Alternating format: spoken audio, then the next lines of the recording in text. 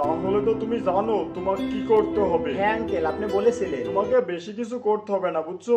তুমি শুধু অঙ্কটা করাবে। জি আঙ্কেল, গণিত সমস্যা হবে না। হ্যাঁ, তা তো খুবই ভালো।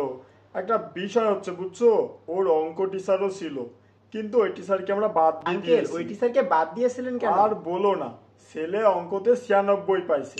এটা কোনো মার্ক হলো বলো? অন্তত অঙ্কতে আচ্ছা। 100 পেতে হবে। তুমি তো পারবে আমি আশা করি। জি আঙ্কেল। তা বাবা, তুমি মেডিকেল বা ভার্সিটির কোন ইয়ারে আছো? আঙ্কেল, আমি তো অ্যাপ্লাইড কলেজে পড়াশোনা করি। কি বললে? অ্যাপ্লাইড তো মানে অধিভুক্ত? তুমি অধিভুক্ত কলেজে পড়াশোনা করো? জি আঙ্কেল।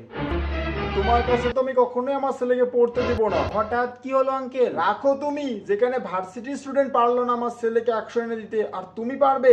কখনো না। আঙ্কেল, আমি তো পড়াতে পারবো। না বাবা না, তোমার কোনো কথা শুনছি না। তুমি এসেছো যখন, চা খেয়ে যাবে, ঠিক আছে? থাকো।